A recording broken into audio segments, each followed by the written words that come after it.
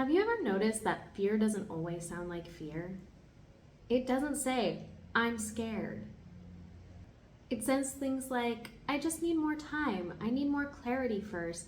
I need to make sure I'm making the right decision. And because those thoughts sound responsible and mature, you trust them. But here's a question I want to ask you today. What if the voice that you have been calling logic is actually fear trying to stay in control? Because fear doesn't always stop you with panic. Sometimes it stops you with a spreadsheet. Sometimes it stops you with research.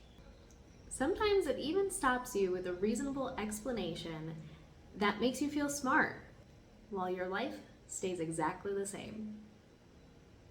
Today we're going to slow things down and actually name it, what it is and how it works, so you can finally tell the difference between fear, intuition, and true logic. Because when you learn this distinction, you'll stop waiting for certainty and start trusting yourself again. Welcome to the Inner Launch, where we talk about rebuilding self-trust, reclaiming your identity, and creating your next chapter from the inside out. I'm your host, Christina Volkovich, and this is where we explore the inner work that creates real confidence. This is where your next chapter begins. Let's start with the mechanism of fear, because once you start recognizing the mechanism, you stop personalizing it. Fear doesn't survive by yelling. It survives by sounding reasonable. If fear said, "Don't do this because I'm scared," you would question it. You might even challenge it. But when fear says, "I'm being practical," you obey it. Here's what happens in real time. When you move towards growth, a decision, a boundary, change, your nervous system scans for risk. And risk doesn't have to be physical danger. Risk can mean rejection, conflict, disappointment, being misunderstood, losing someone, being alone with your choice. If your system senses any of that, it tries to bring you back to familiarity. And it usually does that by handing the wheel to your mind. Your mind starts producing arguments, not to find truth, but to find safety. So fear borrows the language of logic because logic sounds respectable. And the result is, you don't feel afraid. You just feel like you have good reasons to wait. So, if you heard my story in the last episode of how I started traveling the world, you know that I had wanted to travel the world for several years and didn't do it. And the main reason why I didn't do it was because every time I came to that I want to travel the world, something always stopped me. And it felt like logic, but reality is, it was fear. It was, you should have a plan first. You should have more money first. You should actually plan the next year entirely out. You should know where you're going, how much you're going to spend. You should, know who you're going to meet. All of the things you need to figure out where to put your stuff into storage, whether to sell it. Every little detail felt like logic, but reality is, it was my brain being scared of the unknown and the uncertainty that I faced with quitting and going after my dreams. So now I want you to think about where you actually feel fear, or where you actually feel like you're saying something to yourself that sounds like maturity, but maybe it's not quite maturity. I want you to recognize that and name it. Because when we name things, that is the first step to recognizing it again. And once it's named, you stop mistaking it for truth. Fear says, "I don't want to rush. I just need a little more time. Let me think about it. It's not the right time. I just need to be 100% sure. I don't want to get my hopes up. I don't want to look stupid." Here's the real reason how you can tell if it's fear. These thoughts don't move you forward towards clarity. They move you towards delay. Logic clarifies and then chooses. Fear clarifies and then stalls. Logic asks questions like, what information do I need to make a grounded decision? Fear asks questions like, what if I regret it? What if it's hard? What if I'm not enough? Logic is about reality. Fear is about imagined threat. And the most confusing part is this. Fear often shows up after a moment of knowing. You feel clarity and then your mind instantly starts trying to protect you from it. This is one of the most useful distinctions you can learn. Fear, intuition, and logic all feel different in your body.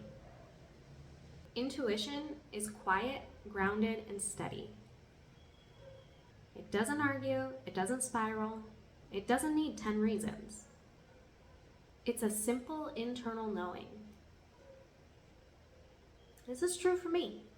Intuition can still feel uncomfortable because choosing yourself is uncomfortable, but it feels clean.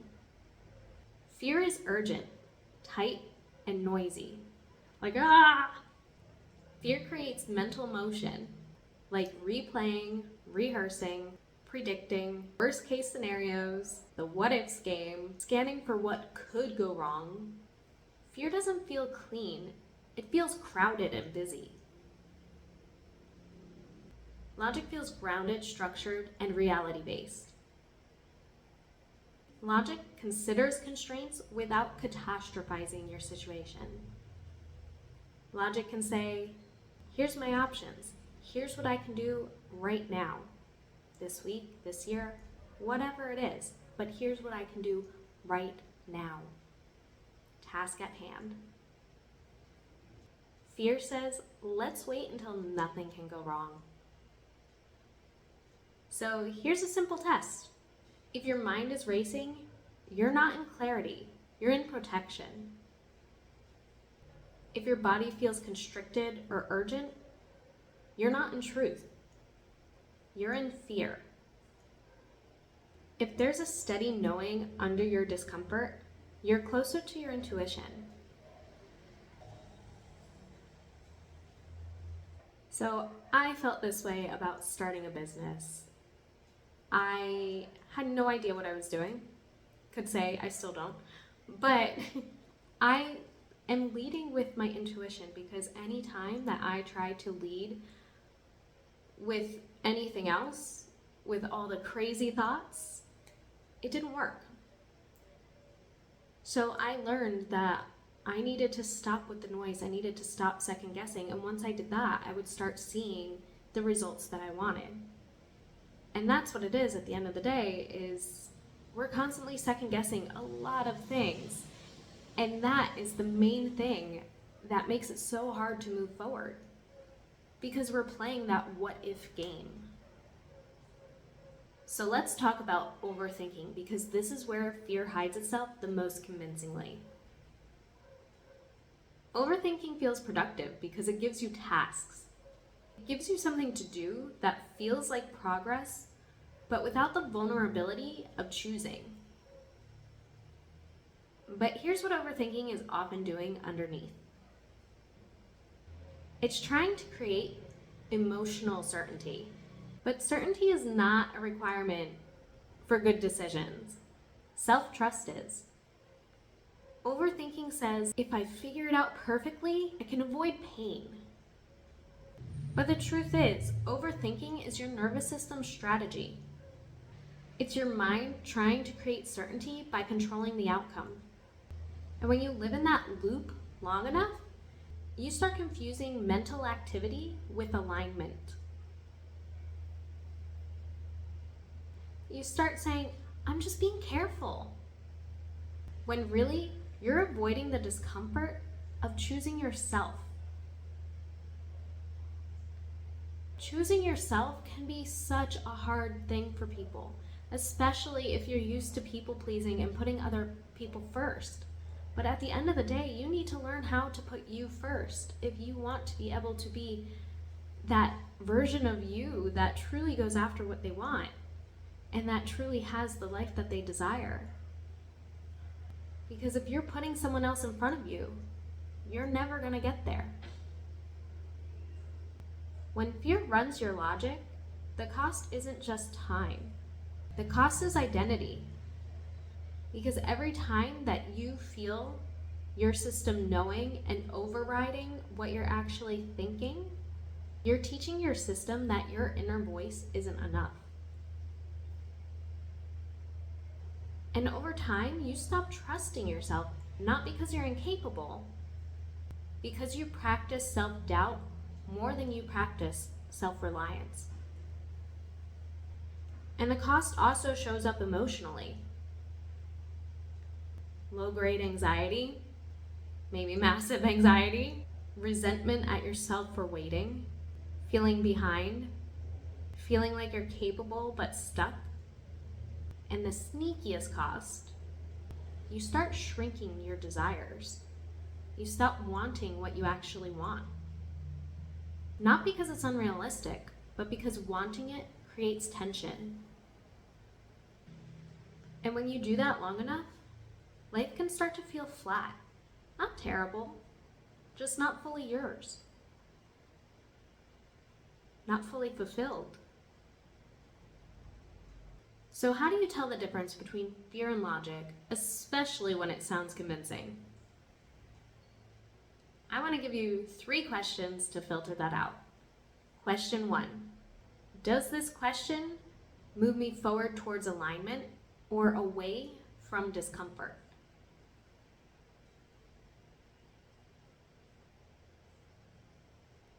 Logic may be cautious, but it still moves you.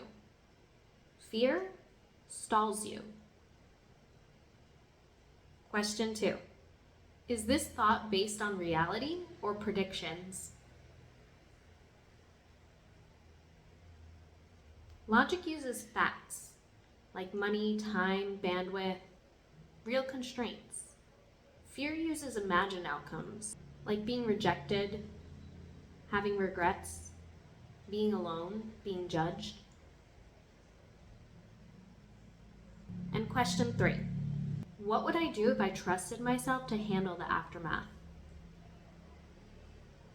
Because that's what confidence actually is. It's trusting yourself that you'll be able to respond to the situations as they come up. Not knowing that it will be easy, but trusting that it will all be okay. And here's the reframe that changes everything.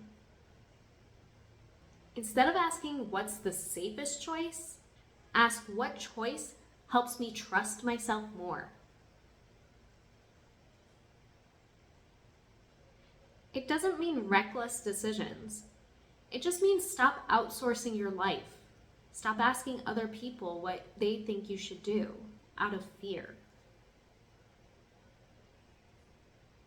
Take a moment here and bring to mind a decision that you've been avoiding.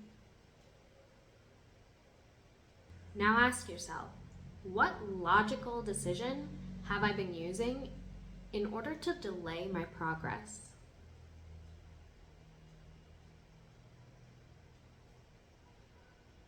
Now ask yourself, if fear wasn't involved, what would I already know?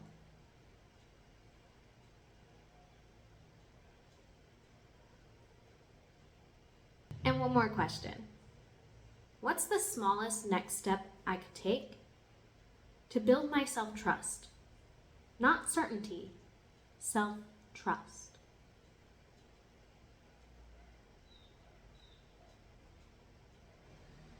You don't need to take a big leap and have it all figured out.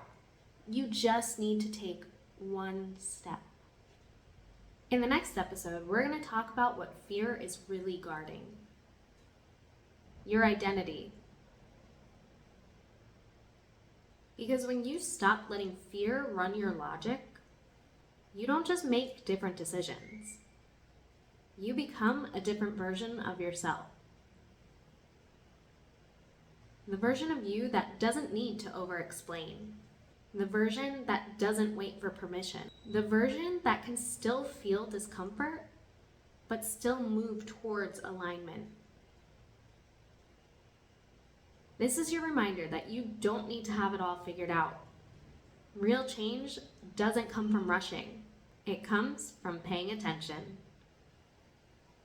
If today's conversation resonated with you, I'm going to invite you to subscribe, send this to someone who you think needs to hear it, and if you want to get in contact with me, see how we can work together in the show notes.